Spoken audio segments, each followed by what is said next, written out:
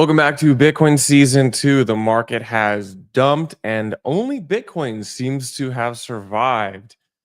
Crypto broadly lost $500 billion over the weekend as Trump announced a trade war, or what looks to be trade tensions rising with Canada specifically, but then tariffs kind of everywhere you look.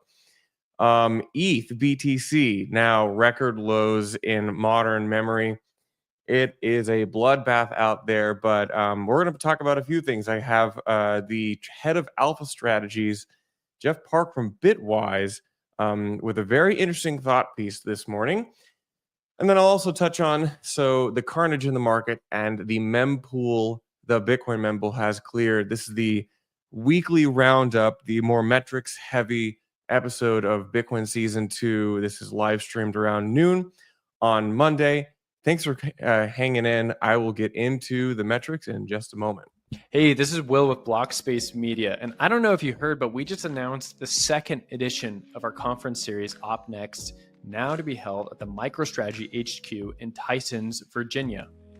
That's right. After the success of our first scaling conference at Fidelity last fall, we're doing it again this spring, April 11th and 12th at the MicroStrategy HQ. I'm really excited for the programming. We have various stakeholders, industry, developers, and Bitcoin miners present. So join us in April for open, neutral, and honest conversation about the leading proposals and technical solutions that will scale Bitcoin to the next billion users. No booths, no tokens, no shills, just Bitcoin and honest conversation. You can find tickets and more information at opnext.dev or click below in the show notes.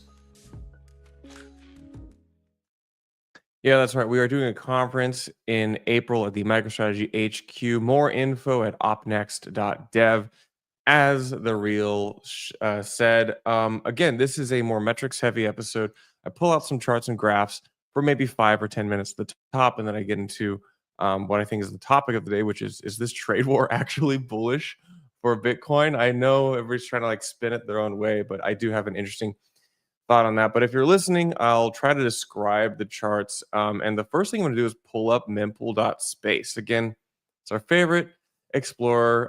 Blockspace is one of the leading sponsors this year of mempool.space. And we can see here on mempool.space that fees on Bitcoin are low. Again, single sats for VByte, 2 to 4 sats for VByte. And what the momentous thing happened, which was what everybody was wondering over the past 2 years, is are mempools going to clear? And the answer is yes. In fact, around, I believe it was Saturday morning, February 1st and 2nd, were when we saw the mempool start to clear. I think it was Friday, actually, Friday and Saturday, we saw basically transactions fully get cleared out from all of the mempools around all the Bitcoin nodes, which basically means that if you wanted to send a transaction, you could send it for the lowest fee rate and it would almost certainly be included in the next block.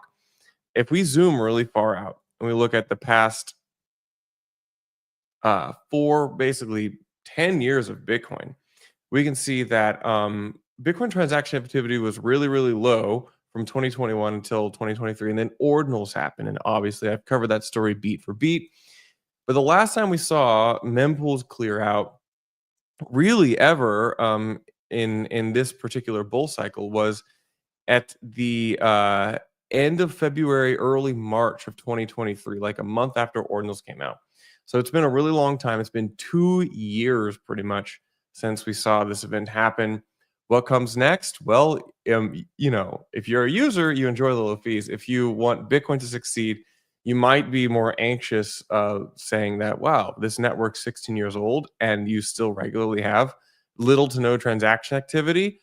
I tend to be, the longer we go, the more I feel that latter view. So otherwise, let's take a look at ETH BTC, which hit its lowest ratio since March of 2021.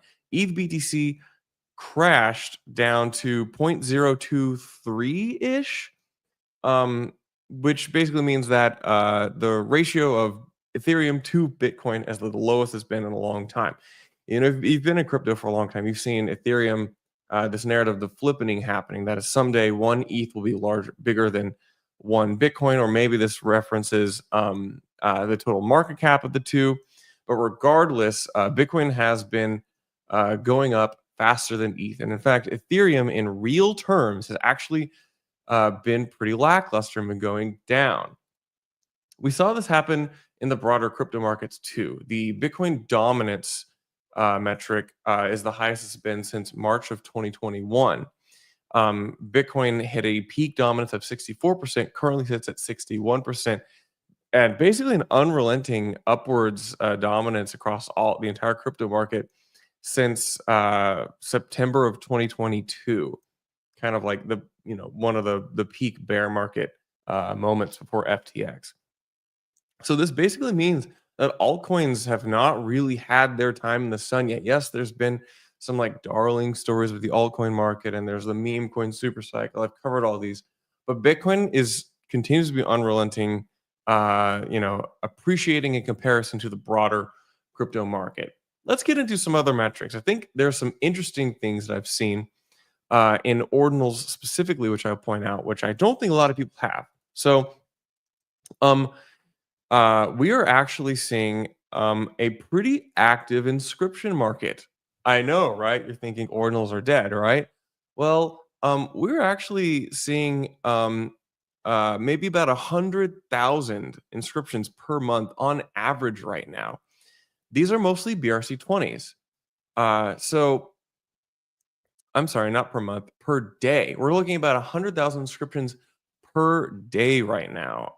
This is after inscriptions kind of fell off a cliff after the runes launch at the halving last April. But now we're looking at anywhere from the lowest we've had in a single day. I think was like something like 50,000 inscriptions. But now we're averaging like 80 to 90,000 inscriptions per day. This is pretty remarkable. This represents to me, I think, a pretty like active inscription market. Now, these are almost entirely BRC20. So this is still mainly Asia activity, inscribers in Asia, mainly Chinese mainland based, which are they are still enjoying this goofy old fungible token standard on Bitcoin. I want to show one other chart here, and this is the chart that I think may surprise a lot of people. So this is the inscription by type. So if we look at the types of things that people are inscribing, whether they are images or JPEGs or like generative art, and we look at it in comparison to like BRC20 mints and transfers, we can actually see, if we filter this, we can actually see that images and other, this is all other inscriptions which aren't like text, JSON, BRC20 mints, images and other inscription activity has actually been increasing month on month since November. And in fact, we are seeing the highest inscription activity since August of 2024. So yes, there is this narrative that the market for ordinals is dead, but at the same time, we are seeing that last month, January, was the highest inscription activity in over 7 months. So I think this is important to remember. Now, if we look at just images, if we're looking at just things, if we're going to try to filter for just art, we're looking at, again, month-on-month increase since November and roughly parity with what is the average since August of 2024. Pretty remarkable, if you ask me. But the secondary markets is where things have gotten absolutely slaughtered. Again, the past 7 days, Magic Eden, every collection's down. Puppets, cats, no monks, OMB, ninjas, Runestone, base angels, whatever. Everything down anywhere from 7 to 20%. We won't dwell on this much more. Skipping over to Genie data and the runes. Runes market cap now lowest has been since really in the past year, $785 million. And most rune tickers are down on the week. However, there may be a saving grace, and his name is Bob Bodley. you're not familiar, Bob's like a mainstay in the Ordinals ecosystem. He's a pretty sharp, savvy dev. Always got a tweet thread on like the latest bridge or the latest technical development. The people love Bob. Well, he has been building a pump.fun analog, but for runes. Went public with it. Odin.fun. I've had a behind the scenes look at this product for a little while now. I think it's pretty cool. I love to see Bob ship something, but basically, it went live as of an hour ago with a cool hype video. You know,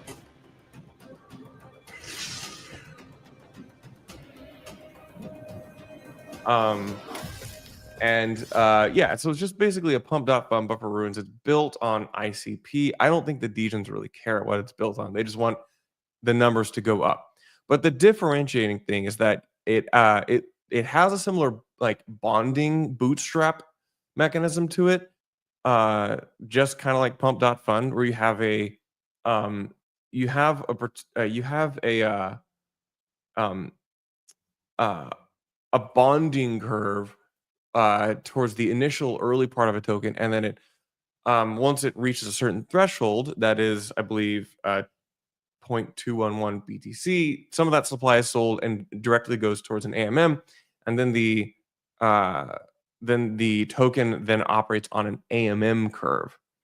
I think it's an interesting kind of pricing baked into the actual issuance of the token and the early speculation.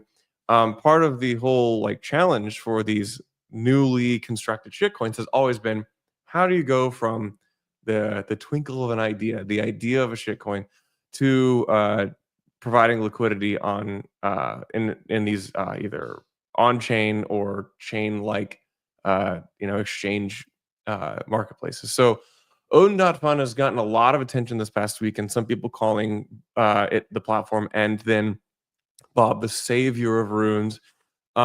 We've seen that it did at least kick off to a lot of interest and a lot of praise from the degens, and I think it's really fun to watch. I'll be paying attention to this, and I will probably have Bob sometime as he works on this platform. I'll probably have him on Bitcoin Season 2. So if this is what it takes to save runes, that is, if it takes doing runes on the internet computer chain, then maybe that's what we need. I have no idea. We will see where that goes. Well, okay, getting into kind of the meat of what I was with this episode, I've titled it about, which is the trade war bullish for Bitcoin? Yes, clickbait.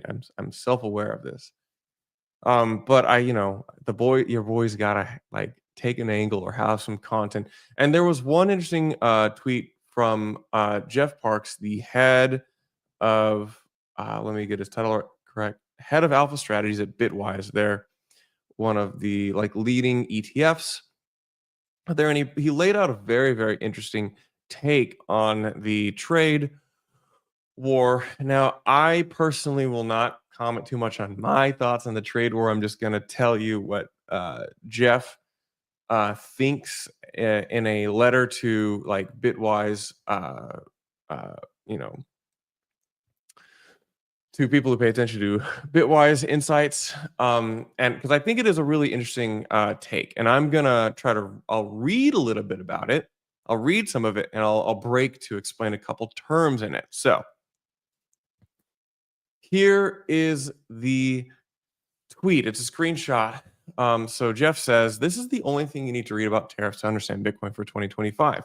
This is undoubtedly my highest conviction macro trade for the year. Plaza Accord 2.0 is coming." What is the Plaza Accord? Well, let's just jump to that. The Plaza Accord is an agreement signed in the 80s between France, West Germany, Japan, and the UK and the US, where they basically agree to depreciate the US dollar in relation to those other countries' currencies, the French franc, German mark, Japanese yen, and British pound. They would intervene in currency markets. Now, to the average person, this might not like make a lot of sense, but it was very, very significant for global markets.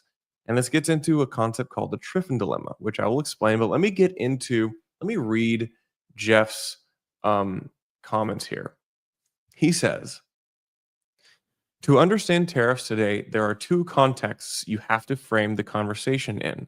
One, the curse of the Triffin dilemma, and two, Trump's personal goals. By analyzing both, the end game becomes clear. Tariffs might just be a temporary tool, but the permanent conclusion is that Bitcoin is not only going higher, but faster. Classic Bitcoin bull. He is. He says, first, the Triffin dilemma. And he explains it a bit here. The US dollar status as a reserve currency gives the US what is called exorbitant privilege in financial transactions and trade. That has a few implications. One, the dollar is structurally overvalued due to its need to be held as reserves by other currencies in a price inelastic manner. And two, the US has to run a persistent trade balance deficit to supply the world with those dollars. And three, the US government therefore can borrow persistently but cheaper than it should be able to. The US wants to keep three, but rid one and two. How? Enter tariffs. So Jeff says the US wants to borrow cheaper than it should be able to, but it does not want, but it also wants to get rid of the dollar's structural overvaluation, and it wants to stop running a trade deficit. So therefore, tariffs might be the answer, according to Jeff. Recognize that tariffs are often a temporary negotiation tool to achieve a goal. The ultimate goal is to seek a multilateral agreement to weaken the dollar, especially a Plaza Accord 2.0.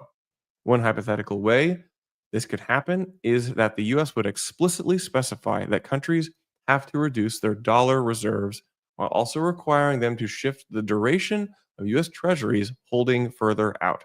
In other words, Trump is trying to find a way to implement a YCC, not YCC strategy within the realms of the executive branch. So his newly appointed Scott Bessent is on board, recognizing that he was left with a quote bag of trash by Janet Yellen, whose legacy will have been the near permanent impairment of the Treasury's ability to manage duration, exposing the U.S. to the mercy of the whims of refinancing idiotically while interest rates were beginning to rise. The cost to the U.S. taxpayers cannot be understated. As a result, the U.S. is charting a path to achieve the holy grail of fiat alchemy: lower dollar and lower yield. Jeff Parks says, this brings me to my second point. I have shared before that Trump's number one goal is to lower the 10-year treasury rate. The reason being that his own bags depend on it, real estate. So Trump is a real estate tycoon. His bags are real estate denominated. His obsession with Powell cutting short-term rates, then realizing it is not working, is the catalyst. Never doubt the uncomplicated incentives of the transparently profit-motivated and align yourself next to him. Mark my words, the 10-year is going to go down whatever it takes. So with this in mind, Jeff says that the 10-year treasury is going to go down. Trump wants his real estate bags to go up, and the U.S. as a country has a Triffin dilemma. Jeff says, the asset to own, therefore, is Bitcoin. In a world of weaker dollar and weaker US rates, something broken pundits will tell you is impossible because they can't model statecraft. Risk assets in the US will fly through the roof beyond your wildest imagination, for it is likely a giant tax cut will have to accompany the higher costs borne by the loss of comparative advantage. The tariff costs, most likely through higher inflation, will be shared by both US and trade partners, but the relative impact will be much heavier on foreigners. These countries will have to find a way to fend off their weak growth issues, leading to the stimulating the economy through monetary and fiscal policies that ultimately cause currency debasement. The outraged citizens of these countries will experience a mini financial crisis and look for alternatives. And unlike the 1970s, when the world was largely offline, today we are not only online, we are on chain. So while both sides of the trade and balance equation will want Bitcoin for two different reasons, the end result is the same: higher, violently faster, for we at war. To be clear, I think he says trade war. TLDR, you simply have not grasped how amazing a sustained tariff war is going to be for Bitcoin in the long run. That is a doozy of a write-up from Jeff Park. Again, this is the head of alpha trading strategies at Bitwise. He's always got some interesting comments and topics that I think you should pay attention to. Again, his words are not my opinions. They're not opinions on Blockspace. I do think it's very interesting because I want to, in Bitcoin Season 2, not just talk about shit coins like runes, but rather also talk about what's happening against the broader macro backdrop. Now, I'm not really a macro guy. I don't really follow this super closely, but sometimes something jumps out and I've got to at least like touch on it because I like to identify early trends before other people have. And this to me feels like an early trend.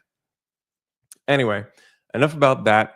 I'm going to wrap this up. This is the weekly roundup. We do this every Monday. Make sure to go to opnext.dev. That is opnext.dev for more information on our conference at the MicroStrategy headquarters. We already announced our first lineup of speakers: Jamison Lopp, Jeremy Rubin, Hunter, Beast, and yeah, so make sure to check that out. And otherwise, I will see you online. Make sure to follow our socials and like and subscribe. See you all next.